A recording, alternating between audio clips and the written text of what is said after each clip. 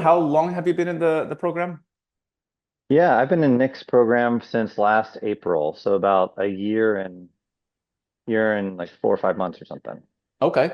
And how was your like progression into what you're doing now? Like did it take a long time? Did you trip and fall at first? How did it Yeah, go? yeah. I've had ups and downs. I've chased some shiny objects throughout and came back kind of and just settled in onto this model and kind of figured out a approach that worked for me. I started in Shiv's group, Unemployable, in March of last year, where I kind of learned basic SEO and was started to rank the sites and give a little context. I had come from the agency background, specifically like in video and film and television, and had been doing that for about a decade, Oh, and had built both my agencies up to the point where we were doing very well. We were probably over 3 million cash flow in our best year. And so I had experience running teams, agency, clients, all that stuff, and a lot of it was big network retainers.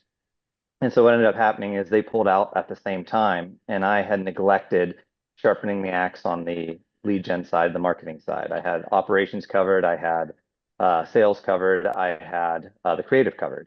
But when they pulled out, I had no way to backfill it. And so both yeah. companies folded. I had to let everybody go. And so I'm here in this like kind of like midlife crisis moment of where my family had gotten used to a certain lifestyle, um, and a certain cash flow and all of that. And it was like, wow, what do we do?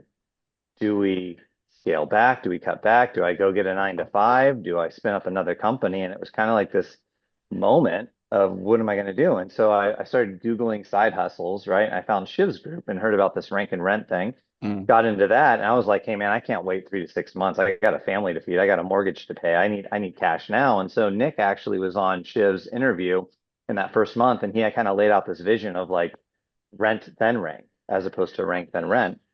I was like, that's it. And so I signed up on his course that April, hooked my first business owner within that month, and then was off to the races of just like learning the ebbs and flows of the system, jumping on hundreds, if not thousands, of cold calls, hooking business owners and trying to make this work and fumbling along the way, right? Like I would hook a business owner, they'd be on for a couple of weeks and then lose them. And I was learning how to qualify a business owner, who were the kind of partners I wanted, trying to figure out Google Ads, how that would work. And then also trying to get these sites to actually rank so that I could turn the ad spend down and go through Right. that. And so I would say August 1st of that year is when I started picking up some momentum. And I want to say by October, like within 2 months, I think it was around 7 grand monthly reoccurring. And went through winter and just kind of started tapering off again. Hmm. And I started going down the rabbit hole of like SEO and white labeled SaaS and high level with reputation management, website hosting, Hmm. uh You all went of into the that. go high level thing? Uh-huh. Yep. I The did white too. label stuff. Yep. And I hired VAs and I was like, oh man, this is easier. This is the lower ask. Like Yeah. a $200 price tag, give them a free website and charge them for hosting. And I like spun up a whole team and I went through like learning the automations for cold calling and like Yeah. which was great. And like I hired another coach um and started going down the whole SMMA and learned all Facebook ads and everything like that. And I'll come back to that because that was pivotal. So Mm. in this time, I had hired Shiv, I hired Nick, and then I hired this other coach called Kashik, and he was teaching me all the Facebook side. And this was all part of the story. And so I chased this like rabbit and didn't do much on it. And again, it was kind of coming up on that year at April where I was like, oh man, I don't even know. I was maybe around still maybe 7K monthly reoccurring When you revenue. said you didn't do much, I mean like you didn't see results, like you Oh, didn't. sorry, yeah, I wasn't closing much, Right. right? I was calling thousands of people and it was not closing. It just was the offer wasn't right, it wasn't Yep. sticking. And then as you hear Nick's like, hey, don't chase the shiny stuff. And like I was going off, like not focusing on one thing.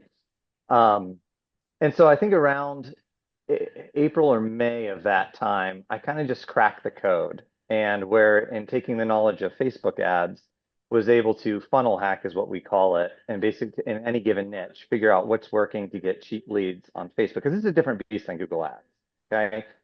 And you can't just say, oh, I'm going to go run Google Ads and have the same result. There's a lot more involved with it and understanding the right offer, the creative, and how you convert them and what that buyer's journey is, right? Hmm. But if you know how to do it and you can funnel hack, you can backwards engineer any niche that's already having success out there. Okay. Yep. And so I took concrete, for example. I'm like, hey, let's figure this out. And I remember I was on a closing call with a guy doing Nick's process, running Google Ads and everything. And I get on the closing call and he's like, hey man, you want me to pay 2 grand for 12 to 15 leads a month? I'm getting, 20 to 50 leads for, $1,000 running Facebook ads. And when he said that, I hadn't put two and two together. I was like, the heck? And I lost that deal. He's like, no. Mm, And I'm like, I can't compete with that. Right. yeah. Like, and so I funnel hacked him. I went on and I saw what he was doing. I was like, and it was crappy. It was crappy ads, but they were converting. And I Mm, rip them. I'm like, well, I'm gonna start running these and see what happens. And boom, I was getting $5 leads. And on top of that, instead of having to go 2 weeks, spinning up a Google ad, yep. waiting for 2 weeks for like three leads to come in a day or two, I was getting 3 to 5 leads. So I Mm, was doing a warm handoff with these business. I'd hook them day one, hand off 3 leads day one, and then just have to wait for them to go out and give an estimate so that they knew the lead was real and then get them on a closing call that week. And so I just collapsed the whole sales cycle from a mm. 2 week thing down to 2 days, right? And Yeah, so you compress time. correct, correct. And so, and also the trust building in that time to be able to give somebody, and at that point I was saying, I'll give you 3 to 5 leads because they were so cheap, Mm, right? And they were coming in so quickly. I didn't need to do 2 to 3 leads, which I had been doing on the Google side. And so I'm like 3 to 5 leads, boom, give it to them. Most of these guys were closing out at least one of them and making some money. And so it was an easy conversion right into sales. And so I did that. And I want to say I hit 15K within 3 months as I fine-tuned this process. And then I slowed down for a month to actually hire a VA and teach her this whole process in July. And then in August, we doubled and hit 30K, brought on another salesperson, trained her, and now we're almost at um, where are we now? I think we're like somewhere around 40, nice. 40K. And then we're bringing on for Q4, I'm going to bring on another sales guy, and we're going to start spinning that up and having sales teams devoted to niches. Nice. Um, What and what so does the sales guy do? they're doing they do, so basically I establish the site, figure out where I want to go. Hey, buddy, can you turn the volume down just a little bit on that, please?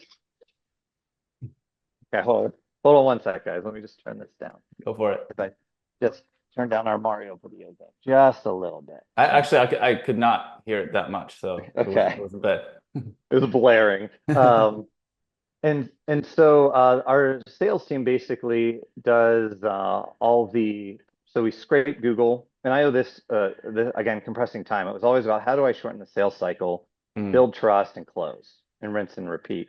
right. And And Gives you were had talking about the sales guy. Like what did they do? Did they hook and close or So they do Shiv's method of we scrape Google, we get all the contracts in a given area, and then we text them through high level, just as a customer. Once nice. we, and to give a little clarity, because I think this is beneficial, I stopped running ads and getting the leads and calling the business owner. What I did was I would hook a business owner first because I established a system where I could get leads within 24 hours. I knew, like I was Right. that confident. So I would just tell the business owner, hey, give me 24 hours and I'll start handing off leads.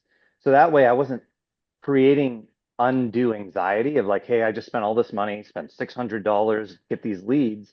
Now they're in hand. I got to hook a business owner, and then I'm trying to like carve out time with family because sorry guys, we can't let these leads go cold, and it was creating all this stress. And I realized, well, let's just hook the business owner first, set expectations, and then start running the ad. So that way we're not wasting money. Yeah. So they do that. They scrape, they send out the text, hook a business owner, make the pitch following Nick's script, then do the warm handoffs, and then set a closing call for me. And I'm Nice. teaching them to close, but yeah, that's typically I'll just establish the area, throw it into our Asana, and then they do the rest, and they put a closing call on my calendar, and then I just jump on. And in that process, we've even condensed the closing call. I don't do the loom. Actually, I pre-recorded a loom that's generic that kind of explains the model similar to what Nick outlines, but I don't make it custom. I just recorded it once, and my girls will send it out to them before our closing call. And then Hmm. I don't do a video call anymore. Mm, I can close a guy within 15 to 20 minutes on the phone because Nick's method of the warm handoff builds so much trust that I don't need to share my screen, walk through everything. I got it kind of down to a system. And Nick says it like best. It's like making a cake, right? If you deviate hmm. from the plan, your cake's not going to turn out. But if you get on that phone call and you just say the same things over and over, if you've established trust and given them good leads in that trial period, Hmm. it's a layup. Yep. And most of the time, and like I love Nick's line, like, and if you go in with the confidence of just kind of like, hey, either this is a no-brainer or it's not, I'm not going to try to force this, man. Right? Either you're going to see the value or you're not, and let's just cut to the chase. Like, do you want to make money and can you close concrete? If you can, I can keep the leads coming. What do you want to do? Mm. And then I will say, Ryan Dalton mentioned this on an interview with Nick as well. I had been doing this too, and it just affirmed this method, which I think is super valuable. Instead of going for the close of like $1,200 to $2,000, just flat fee deal, which I still do, I do a intermediate step, which we would call like ascending in the sales funnel, like Mm. or ascending the customer, where we're like, hey man, we did the Costco method, right? We gave you a couple for free. Right now, I need you to put some skin in the game, but here's the deal. This site normally, and I'll anchor high. The site normally, goes for $2,000 to $1,600 a month. Okay.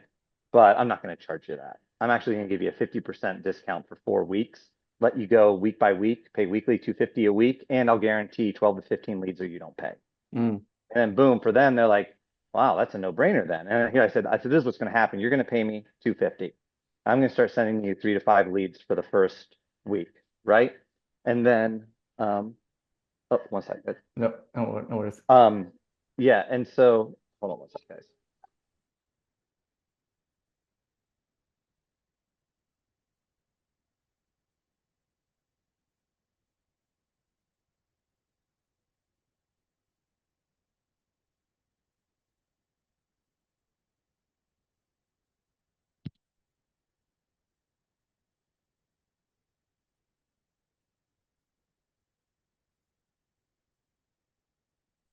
So basically, what Drew is talking about here is Sorry, man. he's basically using. I was just explaining, like you're using Facebook Meta ads. Are you using Instagram too, or just Hmm. Facebook? Okay, Yep. so Facebook Meta and ads. Insta. Excuse me. um, because they're cheaper and you're hooking before before you're running the ads because you have a Yeah. faster turnaround with the leads. You can get them overnight. Are you still using Google Ads? No. Okay.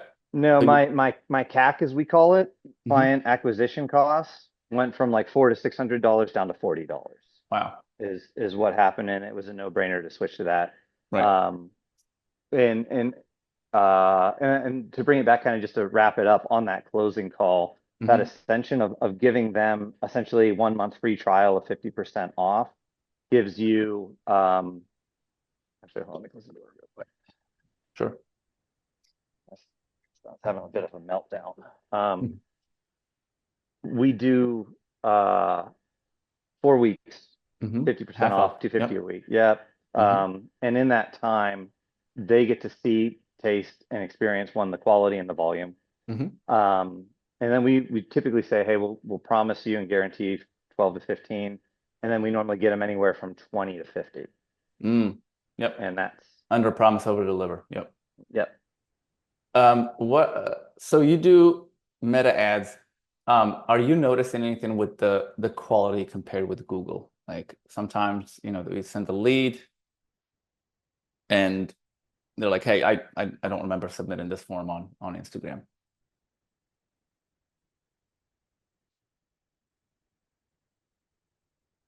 Give me 1 second, buddy. I'm sorry. Yep, no problem.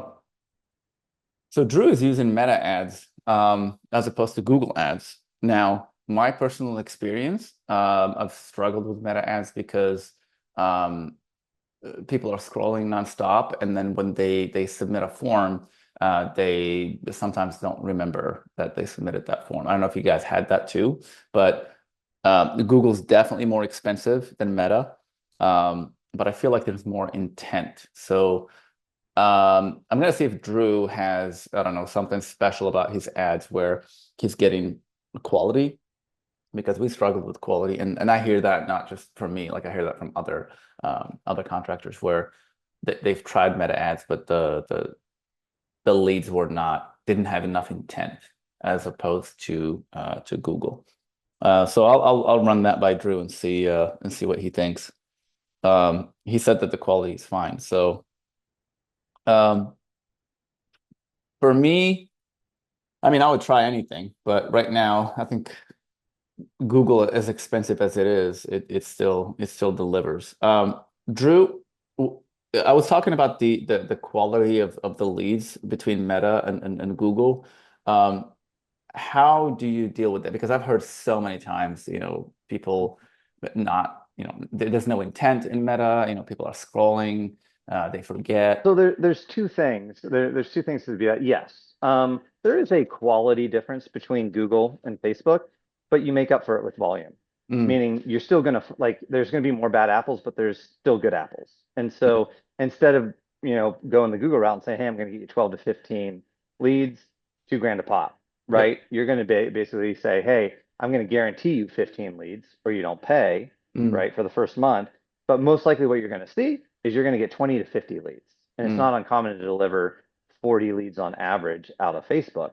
And out of that, all they need to do is close a couple, you know what I mean, to make it worth it. And hmm. so you compensate by the quality by giving them more volume, Yep. and you coach them.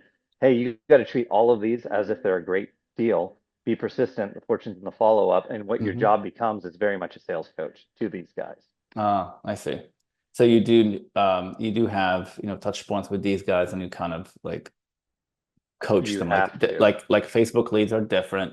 This is how you need to work them. And you kind of do a little bit of the hand holding.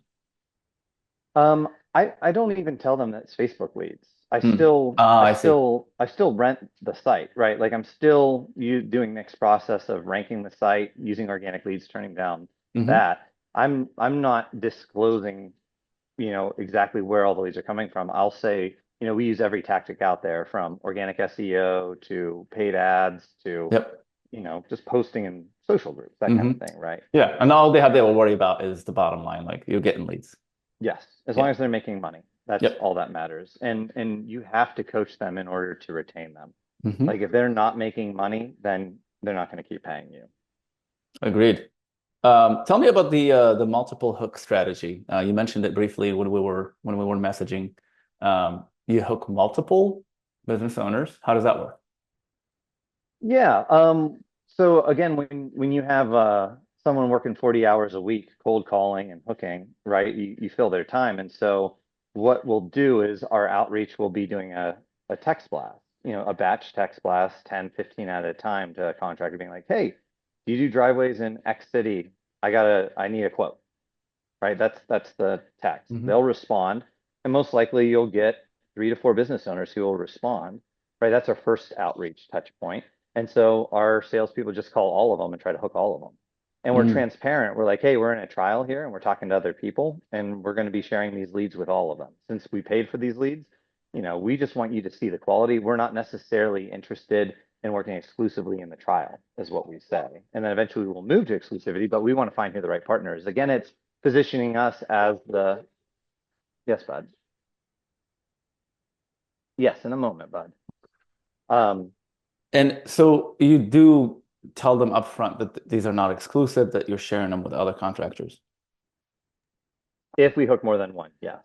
But sometimes like the girls will just hook one and we'll be off to the races and it's the right fit. But Hmm. if other people text back in that initial outreach, um, then why not? Why Hmm. not hook them? And then some markets are big enough. And so this is another just little interesting twist. Um, I don't discriminate against markets based on population because Facebook is, in my opinion, a bit more of the Wild West than even Google is, even though I think Google's still wide open for organic SEO. I Hmm. think Facebook and Meta is even more wide Mm, open. yeah. So where you might find oversaturation in bigger markets in certain niches in the bigger cities and more SEO competition, there oftentimes are not necessarily meta players there running ads. So I've gone into tons of cities that are filled up organically. And what I'll do is I'll just spin up the Facebook page and essentially rent the Facebook page. You know what I mean? I'll just run ads to that. And Hmm. what I'm doing is there's no money in the meta game there, but there's tons of money in the SEO game. And so Right. the profit margin's still fine on the meta side. Yeah. And so I'll hang out there. But that's why I will hook multiple ones is because some of these markets are so big that I could sell a site, like let's just say New York City, right? New York City, or just called Manhattan Concrete Pros, right? But then I could probably run the same ad in Queens and just do Queen Concrete Experts and Yep. hook 2 different business owners and have plenty. of leads coming in those different boroughs, even Mm, though they're all kind of in the general area. And I can do that. You can do that in big cities like Atlanta, North Atlanta, South Atlanta.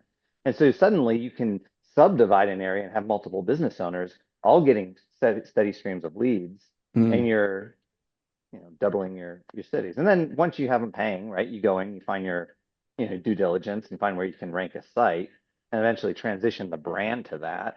mm. But yeah, So you not only hook them to see which one is the better business owner, but you close both of them too. Like there's plenty of sometimes. leads Hmm. for everybody. But sometimes you see that, oh, this guy's a troublemaker.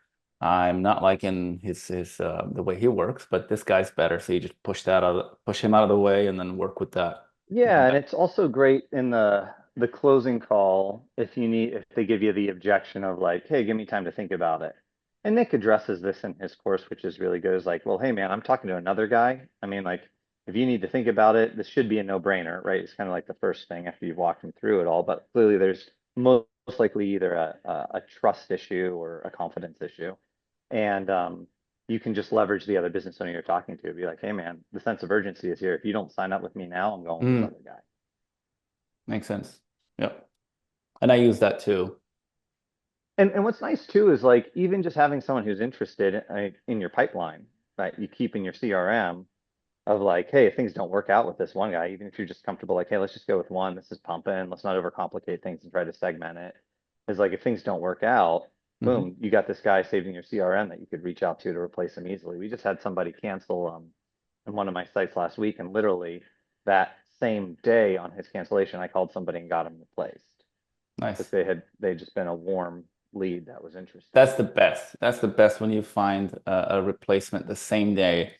And I always make it a point to increase the price just so I can feel better about it. Like I had a situation with a guy who's paying me $500 a week and who's complaining and everything. And sometimes you get sucked into that. When they start complaining about this or that, you're like, oh, I empathize with you. I think you might be right. But then you fire them and then you go work with someone else and you're like, what was he talking about? Look at this guy over here. He's a Mhm. rock star. He doesn't complain. He just gets to work. So yeah, the business owners can definitely influence you if you're not, if you're not standing on firm ground. And it's just like dating. I always say it's just like dating. Someone you're in a toxic relationship and then you get rid of it and you get into another relationship and you're like, oh my gosh, why didn't I do this Yeah. earlier, right? It happened to me so many times where I'm just too patient and too empathetic with people that want to leave and they're not satisfied. I'm like, oh, just give me another week, it's gonna get better, it ebbs and flows, that kind of thing. And you're like, well, why am I bothering with this dude? He's getting, 2, 3 leads a week and he's not happy. Let me move on to someone else. And then you give those 2, 3 leads a week to someone else, and they're like, oh my God, this is the best. Hmm. They all answered my phone. Angie leads never answered my phone calls. They're all pissed Yeah. off. Yeah. So, In short, you're not looking for a niche contractor, mhm. contrary to popular belief. You're looking for a salesman. At the end of the Right. day, that's what you want to Yeah, you're find. looking for someone who can close for Yeah. sure. For Yep. sure. Yeah. And Case in that's who you point, want to I just partner with. talked to a gentleman yesterday and he's a tree guy, still struggling to find a tree guy locally. And he's like, "Yeah, I'm happy to do. I already buy leads, send them my way. The only thing is, I wear all the hats. Like I cut the trees, I estimate, I do everything. So if I don't get to them, I'll probably do all the quotes on Friday." And I'm like, ah, I can't do that, man. I can't wait for you until Friday to send these people their quotes, especially if they called Monday or Tuesday. That's not going to work. So yeah, it didn't work. I mean, he's got the operate. He can do commercial. He can do all these things, but his sales window is terrible. His sales window is so wide, so long that he's gonna lose people. People are gonna fall through the cracks. Yeah, that's a great point. So you're definitely having like a nice hybrid model between shivs and nicks, and you're definitely freestyling it and putting a twist on it and pivoting at a certain capacity. Like you see an opportunity, you follow it. You saw that meta was working, you followed it. You saw that you can hook and deliver a hook before actually running the ads, and you delivered on that as well. So yeah, I like that, man. I like that you're tweaking and pivoting, and it's paying off. You're paying less in ads. Good for you, man. Um, Now, what is I want to talk about the people who work for you, the people who hook and stuff. Like for the people in the group, how do you go about finding this rock star, what do you call it? Appointment center? Yeah, it's following, it was Nick. I want to say, I don't remember how long ago, but he was on a live doing a Q&A. I was like, man, how did you scale to, over 100K?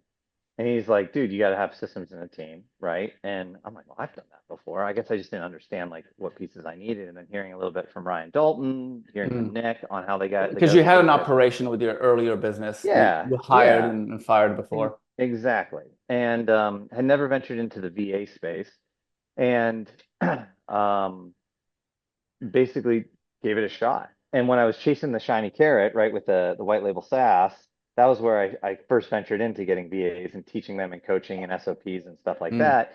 And Nick had recommended the book, the E-Myth, which was really great to kind of wrap my head around that as well. So I recommend that if you're looking to scale in that capacity. What's the book called? The E-Myth, The E-Myth? yeah, the E-Myth. Um, it's a book on why businesses succeed and others fail, and why most small businesses fail. And the myth is that just because you're good at Oh, the something in E-Myth, any, as in yeah, mythology. Okay. yeah, The E-Myth. just because you're good at something doesn't mean you should start a business, right? There's so many other skills involved to be a business owner and be successful, from Mhm. operations to sales to marketing and the creative aspect behind it. So Okay. um, we basically I figured out where the bottlenecks were for me and what was the most time consuming, warm handoffs and hooking business owners. Mm. If you could get me on closing calls, I could close it. And so I just hired my first person and I just trained them. Typically, I got it down to a system where I have enough looms recorded and SOPs recorded that they'll watch that. I'll typically do about 3 hours of role playing with them and then turn them loose and throw them in the deep end.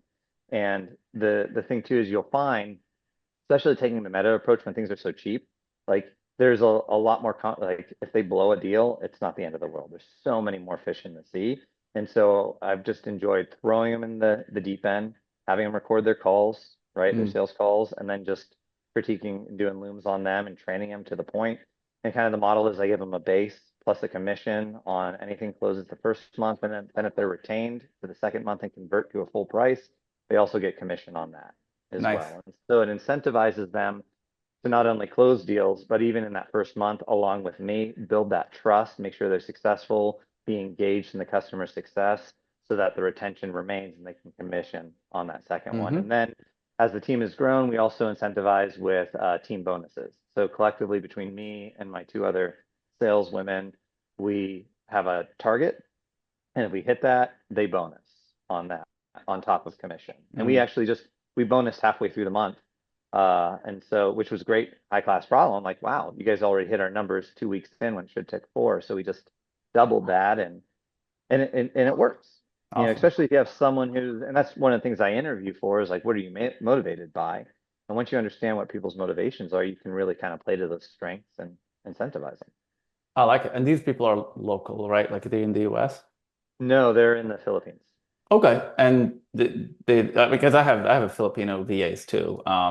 Did you find any maybe challenges with people like maybe weirded out by the accent or anything like that? Because I Uh, hear this and I've heard this from people in the group before. Like, I need a VA that's US based. What do you say to that? I understand the concern because it was a concern of mine, right? And so when I interviewed, I was pretty transparent. I'm like, send me a voice demo. I want to hear your voice, and very transparently, I'm looking for a Western accent. Like, so, and that's one of the things that I'm going for. And then I will say that that was how I hired my first one. Like I weeded through, and that was actually a very big determining factor. And then once she crushed it, I was like, then I did the referral thing. I'm like, hey, do you have a friend who would be good at this? And she's like, my cousin would be. And so I was like, all right, well, let me interview her. And she had a much more traditional Filipino accent. And I was like, well, let's give it a shot. And I found that, it can really play a role. It's Oh, really the doesn't matter. confidence. Okay, good. Yeah. I mean, it can. Some guys would be like, "Hey, I'm sorry," but oftentimes what'll happen is I'll find they'll take the warm leads and then they get on the closing call with me and then they meet me and I'm like, "Hey, I'm out of Austin. I work from home, freelance marketing dude. Mm, You need help, buddy? Here, bring it over here. I'll fix it. makes sense. I'm having a Lego disaster over here. I'll help you. I'll help you. Yeah, I'll fix it." Um, Those 4-year-olds, I tell you. yeah, so I haven't noticed it in the closing call. Could it Mm, it play a role with some of the deals? Sure. Yeah, I think there's some guys who've even said candidly to me, "It's like, hey, I don't want to deal with your sales girls. I have a hard time understanding that. I hmm want to deal with you directly." I'm like, "Well, it's fine. You can deal with like once I close them, I give them my personal cell, and then they can deal with me Yeah. directly. But everything becomes super automated at that point. We're not hmm doing warm handoffs, so at that point, there's very little friction. And then those sales girls are positioned as, hey, if you're ever busy on a job and you can't reach out on a juicy driveway deal or juicy deal, ping our team. They'll girls will reach out, they'll qualify the lead and keep it warm for you. And so it just becomes an extension of their Ah, team I see. offering some value as opposed to That's definitely hunting. added value. Yeah. I like it, man. I like it. So there's your answer, guys. It doesn't have the VA does not have to be US based. Um, Drew has tested both, one with a perfect Western American accent and the other one with a Filipino accent, and it's negligible, right? The difference is negligible, and it's not even a challenge. Like there's always a closer who's, Drew, and everything, falls into place at the end of the day. Um, I like it, man. I like it. Um, so we talked about the multiple hook strategy. We talked about multiple ads. Um, you're not breaking the bank. I like that. You're up in your margins with the meta ads. And you use text as well. You blast Yeah. text messages. Yep. Now, We these love guys that you close, some of them, you're meeting them for the first time on the closing call, right? yes. Yep. A lot of them. All of them at this point now. And that's Yeah. never been a challenge. No, at first I tried Nick's Loom approach where record a custom Loom for them. Like, hey Dave, here's how I get the leads kind of thing. And I was like, oh, they can still see my face on a Loom if I do one. And I was just trying hmm to again condense my time. Um, and the girls do a really good job of nurturing and building rapport and trust. And then the leads do the rest of like giving us credibility. hmm And so when I just jump on that call, it literally is a 20-minute conversation of either this is the right fit or isn't. And most of the time it's the right fit if you've done all the other pieces correct. And at that point, you just kind of talk shop with them. And when you figure out your niche, you figure out margins, you figure out like what is a lead worth as Nick walks you through, like what would have been a screen share. I just talk through it of like, hey, if I get you, I walk them through the worst case scenario. If I Right. give you 15 leads or your money back and you only close one third of them, hmm and you're tracking to a 20 to 30% margin, you're going to be taking 6 to 8 grand home to your family. But hmm I'm going to tell you what'll happen. And if we get you 30 leads, right, you're going to double that. And so paying me 2 grand when you're making 12 is a no-brainer. Yep. Makes sense. So you basically, I don't think you deviated much from the process. You just made it your own. Because you're still doing the setup. And Nick talks about this all the time. The setup is the close. You're just deconstructing the setup. You have a team that takes care of all that stuff. Now tell me, what do the girls also, your sales team, do they also do like the breakup text and like are they instructed in certain Oh, instances to yeah, they're do to they're all make taught certain on moves? the pullback. Yeah, 100%. And I Nice. encourage them all the time. And I'll give them challenges. Like my goal is to get them to close, right? I want to take even myself out of the closing process. And so like one of their assignments is, hey, you guys need to try to close one of your, each one's working like 10 to 15 sites at one time. With this model, it's very easy to scale up because you don't need landing pages. You just need a Facebook page initially, right? Right. So you can quickly just hook a business owner based off of a location and you scrape some numbers and you start calling. And then Mm, once you have that number, but so they'll be working 10 to 15. So for me to be like, hey, every week I need you to try a close. It's totally cool if you lose the deal, but mm, I need you to record it, send it to me, and we're going to start working on your close too, because I know nice. you can do it. And so you have to empower, you have to again trust them, and you have to be willing to lose deals in order to train them. Yep, absolutely. I like that, man. I like that you're de hell bound on removing yourself from the equation, which is the key to scaling. Like, and I learned that early on because I don't come from an entrepreneurial background like you. I come just from a job background, and yeah, I had to learn that. I had to learn all that stuff. Yeah, kudos to you, man, for recognizing where you need to step back and put an expert in there because it took me a while. It took me a while to stop building my sites, just to stop doing this, to stop doing that. And I still haven't gotten, I'm still possessive with the sales process. I haven't let go of the sales process yet. I do have a VA that takes care of my batch lists, the behind the curtain stuff, organizing my stuff, building my sites, but I'm possessive with the ads and with the sales process. So my next move, now that I've talked to you, um, man, I'm always learning from students. My next step is going to be finding. I need to find someone to start at least hooking and life transferring, Yeah. and then, like you said, It's one of the push biggest them. bottlenecks. It's Yes, one of the biggest bottlenecks. Yeah. yeah, And I am my it's own not bottleneck. predictable. It's not predictable because you got to work around their schedules. And if you're trying to be a family guy and have more time with family, it's miserable. It is. I Yeah. agree. Especially at scale. Right. I would say, when we're not delegating and we're not hiring, we're just playing octopus. I'm still playing octopus, like eight tentacles, eight things at the same Yeah. time. And you only need two or three things to focus on and delegate the rest. Two little notes that you said that might be of value to Mm. the guys in this group. One, I've let go of perfectionism a while ago. I was that way, and that typically is done is better than perfect. Off, is kind of what I'll remind myself on.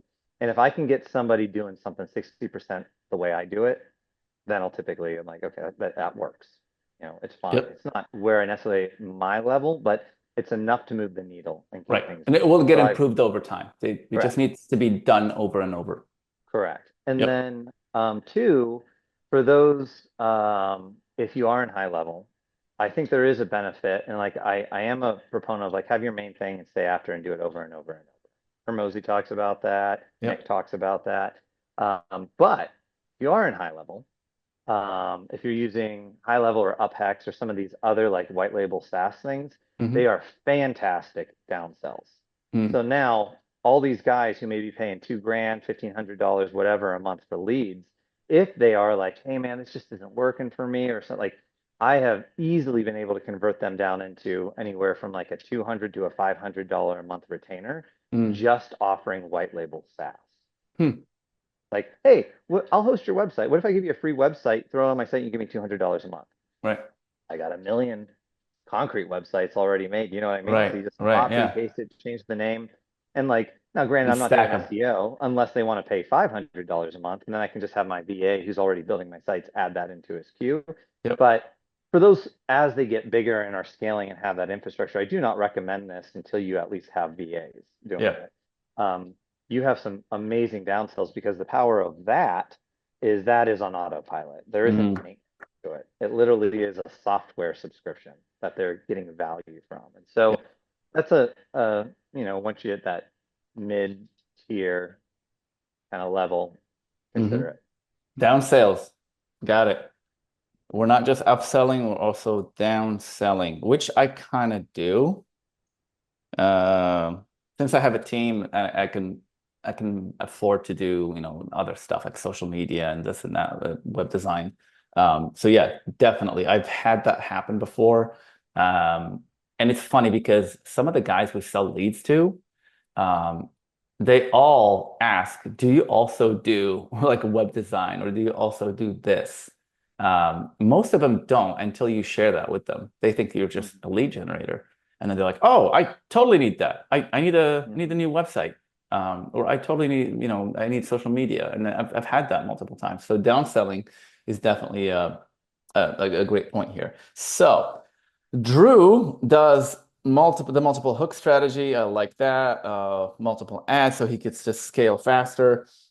He definitely mastered the VA game, mastered the game of replacing himself, which I look up to you now, Drew. You are you are my idol in removing yourself from the equation. That's something I struggle with. I am a big bottleneck in the operation.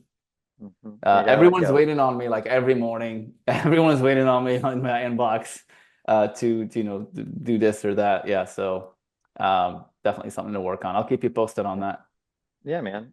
One other thing that might be of some value is talking about AI and how I leverage that might be Hmm. of interest.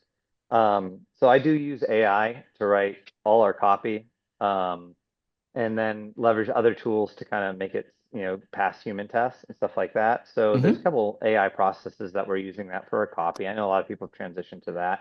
Yep. Um, but then also I use AI bot converters on Facebook and Instagram. And so another thing that is overlooked when you're running meta ads Hmm. are depending on what the buyer's journey is. Are they submitting a lead form? Are they going to a landing page with a funnel? Are they doing a DM, right? All these are various things to consider.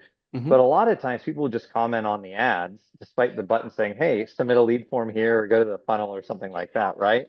Hmm. And so you have all these people, so you can use AI to comment to the comments, get them in your DMs, have an AI bot message them in your DMs, get their name, email, Mm. phone number, address, project details, convert that into a lead.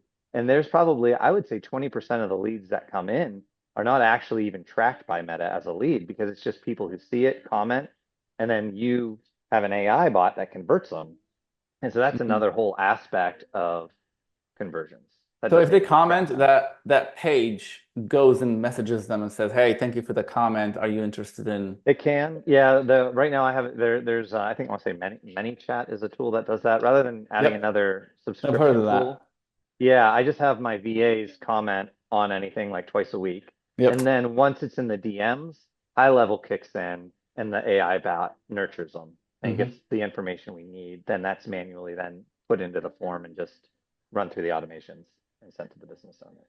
So, I mean, there's more Nice. efficient ways like to do that, Yeah. but that's just one way we're leveraging AI in the landing page chat, like chat bubble in the Yep. DMs. You can do it in text messages, you can do it in emails, any form of communication you can leverage an AI conversion bot. Mm. I like that.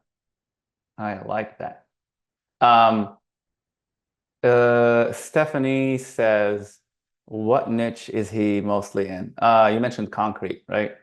You like Concrete, concrete yeah, all the ones that Nick says, concrete, fencing, fencing. uh, oh, like this is a great segue into that. Mm. Because of the time that I've had now freed up by my VAs, I joined what is it called IBM, not IBM, International Business Network, Oh, IBN, BNI. BNI. Thank you. Yeah. Yeah, I am in a BNI chapter as well. Yeah, I joined BNI because what, again, taking kind of Nick's concept is I use other people's money to funnel hack. So I'll go in, I'll find a home service niche, and literally in my first month, I closed HVAC, roofing, um, home In your BNI cleaning. chapter? Yeah, in my BNI chapter. And what I'll do is that they pay me as opposed to me just, fronting up front, and I'll use their money to figure Yep. out the niche, crack it with creative, and then, they make a lot of money, they get their leads and everything like that. And then I take that and I replicate what I'm doing with concrete and fencing. And Mm. basically, it's just relicensing the same ad creative over and over and over in various cities, whatever that funnel is, right? Whether, I just copy and paste my funnel and license that funnel out to a business owner is what I'm doing. Yep. And so use that, inbound lead gen, the networking group to funnel hack and then spin up more sales teams around these niches. But Nice. yeah, to answer it, everything that Nick says are the ones, right? Like foam insulation, fencing, concrete, gutter installation, roofing. Um, those are the main ones. Hmm. Painting. Yeah. Yep. I have a home inspector from my chapter that I closed, and I was referred to a epoxy guy as well from he's Hmm. not in my chapter, but I got a referral to him, and he came warm, ready to go. He's like, I'm already spending a lot of money, help Yeah. me out. And it took like 2 days to close them. So yeah, those the chamber, the Rotary, the BNI, the Hmm. networking groups, they work in bringing in the warmest of the warm, the warmest Yeah, leads they're possible. layups. They really Yep. are. And then, oh, again, and that leads to, because that's a referral network, right? Leads to another thing that helped me scale is the referral thing. When you make these business owners money, Hmm. right? I call them, I'm like, hey man, I know you closed 20K in your first 2 weeks. One, can you do a testimony for me? Two, can Mm. you introduce me to some friends? If I Yep. close them, I'll give you a $500 service credit. I had Mm. one guy send me three people, right? Closed all He's three never of paying them. anymore. He's never Yeah, paying yeah. again. He almost met like I think I offered him, or no, $1,000 credit is what I give him. I give him a thousand Wow. dollar service credit. So I think he's looking at he may have 3 grand in service credit. And so it motivates them, right? Because like in short term, yeah, right. I may be out a You're little getting cash, free but leads. if they're retained, man, I'm making money over money over money. And so I incentivize these guys to introduce me to their friends in other niches as well as the same niche. Mm. And those are layups, right? They call in and I don't give them free leads. I'm just like, Right. I'll give you the same homie hookup, 50% off the first month just so you can see, but you gotta give me your credit card to start. Sure. And that's a no-brainer because they got their friend already saying, dude, I made 20 grand 2 weeks off this guy's lead. So Hmm. That's great, man. That's awesome. You definitely cracked many codes here. Uh, Stephanie says, do you help them book appointments? no. Yes, his VAs kind of No, no, help a no, little no, bit. no. No? Only in the free trial. Okay, Yeah. only the free So trial. And then yeah, after that, I make an offer to keep a lead warm. No one ever takes us up on it. It's a value add that they can do, but those guys want to control their leads. Do not get into I mean, you could hire a VA who's just dedicated to call and set appointments, but it adds an element of complexity and for as far as wanting to go fast and mm, scale, it slow you down. I don't yep, recommend it. agreed. Uh, let's see. Thank you for the content, says Ronnie. Thank you for jumping on, man. Um, Anyone using AI to help connect leads to book? Not me. Drew is using AI for content so far. Not using it to book just because we're not offering that. A lot of people too, like you look at agencies out there that done for you, done with you, serve like different kinds of styles and models. Hmm. Again, I went that route. I went kind of the med spa route at one point, like, hey, we'll book your appointments, do all this kind of stuff, and it's too much headache dealing with those kind of Yeah, business owners too. Like, right. you gotta find what works for you. And yes, can it be done? Do people make a ton of money doing it? Yeah, but it's a headache and it takes a Yep. lot more time. With this, you're cutting straight to the chase of what they want. What do they want? They want leads. Here, Hmm. bro, here's your leads. Go close them. Right. I'll do everything I can to nurture them and set them up on a silver platter, but you got to close them. And I Yep. make it very clear that that is where my role begins and ends. Hmm. Yeah, same. Like I've had instances where people ask me to be involved in the sales process. I'm like, man, my job stops at bringing in the customer, Mhm. piping hot, and you take it from there. Your job starts when I Yeah. when I bring in the lead. Um, Concrete has been good for a few guys with Facebook, says Jason Allred. What do you think of the tree service, Drew? I like the tree service. I haven't cracked it yet. That's on my list. I haven't cracked it So, either. so I you, just and hooked another guy yesterday. when I say crack it too, I'm referring to I've not gone through the process of funnel hacking. Again, Hmm. when we're talking meta, you can't. It's not like Google where you just throw up the keywords and you follow the template. That works. Right. It does. It's not fast enough for me and it's expensive. Hmm. Okay. With meta, you have to spend a couple hours once you know. And I would encourage people Google funnel hacking, right? Hmm. If you really want to get into the meta game, you got to know, like, you can't just run Facebook ads. People do it all the time. And I encounter all these business owners Mm. too. And they're like, I've tried Facebook ads. And I'm like, bro, You have to have a all you sales do. process. You can't just have a form pop Yeah. up, autofill, and then that's it. Yeah. And not even just the sales process. Like, you need the right creative, the right offer, the right hook, Mm. right? All these kind of things. There's a lot more elements. It's not rocket science. Yeah. But in the same way, Nick students learn this whole process, there's a process to running an effective meta ad. And so in tree service, my plan is I need to go funnel hack that, see what's being done in the country, see who's been Mm. running ads for more than 3, 4 months. Because if they're running ads for 3 or 4 months, damn well they're converting. You know what I mean? Yep. Yep. Unless you're just a dumb business owner and burning money. Yes. And so you But there's a take little that. bit more engineering with Yeah, Facebook. yeah, You gotta we use psychology. You gotta create like a path, a sales path for these correct. people to follow and get closed eventually. Yeah. Yep. Makes sense, man. Let's see. I think that's all the comments. Anything else you want to add before we close this, Drew? Oh, we talked about, yeah, we talked about, um, Man, we talked about everything. yeah, the last thing would be retention and Hmm. coaching. Yep. And I talked about this a little bit. So there, and I've done some videos with Nick on my qualification process. This actually counters Nick coaching a little bit, and I welcome pushback on it. You can Hmm. lose a deal this way, but when you get more advanced and comfortable in this process, I actually like, because of the intermediate step of the sales process of going from free leads to 50% off to full, you can get away with this. And Mm. so I'll say, and I have my girls doing this now too, is in addition to like, hey, how long you been in concrete? How many crews you running? Are you hungry to grow? Like those pre-qualification process, questions. I'll be like, okay, so hypothetically here, if I was able to get you, you know, minimum 15 leads or you don't pay, right? And most likely I'm going to get you around 20 to 40 leads a month. If I could get you that and those leads were quality and they were consistent, could you afford 250 a week? I'll ask them that, Mm. right? I tie them down on 250 a week. Right? I'm going to convert them to eventually 1,500 or $2,000, but I tie them down there so that I don't waste my time going Yeah. through a whole warm handoff because it's not hard. It just takes time. Right. So I got my girls having to do these handoffs, and then I'll get on a call, and this guy will be like, "I'm broke." I'm like, right? Like we could have just saved ourselves the time. You go hook someone else Hmm. by asking them, "Can you at least do 250?" Because Yeah. bro, if you can't do 250, then you're not the right partner anyway. Right. Because like if you don't even have that kind of money, like if 250 is going to break your business, this ain't the right fit. Right. And so that's a little a tip that we've been using more that just saves some time. Can you lose the deal? Because some guys could be like, I can't afford 250, and had you not asked them and you give them the leads and they actually close the deal for 5 grand, they might be like, I'll find a way to make it work. Hmm. That could happen. Um, Yeah. but yeah, that's a little note that counters Nick's approach that we've been testing out more and more right now. And I Hmm. think it's effective because it's part of the like a 50% discount. And you're also offering a guarantee of 12 to 15 leads or they don't pay. Right. Nick's solution to that was targeting the payers first, the people who pay for ads first, Google Ads, Thumbtack, and all that stuff. But personally, when I run out of those people and no one's interested or everyone's happy or whatever, I go to BNI. I go to the chamber. I'll get up and be like, "Hey, I need a tree guy today," and they're like, "Oh, I got one. I got one."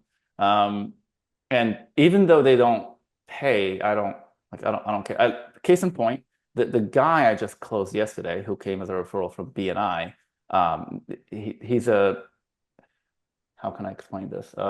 It's just him and two other guys, and he does a lot of epoxy, like commercial epoxy. So he does not pay for ads. I'm the first guy he's ever gonna pay for ads. Is he gonna work? I don't know. I'm sending him leads. He's happy right now. Mm-hmm. But once you're done with all the people that are paying for ads and you can't find the qualified, business owner, then you gotta go dig somewhere else. Um, and you might be lucky to find that guy who can take care of business and start paying because he was really scared. Like he was kind of sticker shocked when I told him, but he's like, "You already sent me 4 jobs. I closed two. Let's go." Yeah. I love the mentality behind looking for guys who are paying for ads. Hmm. And thinks that's approach that slowed me down now. That we just scrape Google Maps and literally just go down the list when it like we text them and whoever comes Yep. back is an indicator that they're hungry. And then Hmm. we cross the bridge of, hey, what are you doing for leads? We'll ask that as a pre-qualifying question. And Mm. we'll leave it. And most people have done Angie's Home Advisors, which is a great way to bring value out and be like, yo, man, we're exclusive. And they've all had bad experiences. And so um, yeah, I'm a proponent of if you have the time and look for people who are paying ads, do it because that is a check mark on it, or you can just get them on the phone and ask them there. So you got to be Makes willing to sense. walk away from the deals, though. That's the thing. Essentially, what we're getting at is, again, people are I think sometimes desperate just to get a contractor to pay them money for their leads, right? As opposed Yep. to recognizing you and Nick says it, you have what they want. There's a million other people. You have all the leverage. And you got Hmm. to be willing to walk away from the deal when it's not the right fit because what's going to happen is you're going to sell them and you're going to make concessions and you're going to bend over backwards and they're going to be high maintenance and then they're going to leave you and then you got to do the whole process again. Hmm. Well, where if you had just said no to the one person, recognized it wasn't the right fit, and called one more person, two more people, get them on the hunt, then you find the right person, and then you got them for months, years, Yep. right? Way Absolutely. easier. Wow. We did a full hour, man. That's awesome. I definitely appreciate your time, Drew. Especially on daddy duty today. Um, guys, let us know if there's any other questions. Please drop them in the comments if you have any other questions for Drew. Um, and that's it, man. I appreciate your time. I don't know if you have anything to close with. No, just I guess to encourage anyone in this, the system works, and I owe a massive debt of gratitude. I know I hired 3 coaches. Nick changed my life. I mean, with his model, and yeah, I've spun off various aspects of my own style that works for me, but worth every penny being in the class and the course. Hmm. Um, and the other thing too is like if you want this to work, you got to be relentless and you got to be desperate. And like I literally was. I was, what do I do to provide for my family? And if you stay at it, it picks up momentum. You fill the pipeline. You're creating a momentum. Even if you get a ton of no's, you're still putting people in who said no then, but they may come back. And so just stay at it. Wonderful words to close by. I appreciate you, man. Thank you, little man, for for joining us today. I think it's giving you like a gummy or something. Thanks, Thank you, buddy. I Drew. appreciate it. You bet. Have a good All one. right, you too. Bye-bye.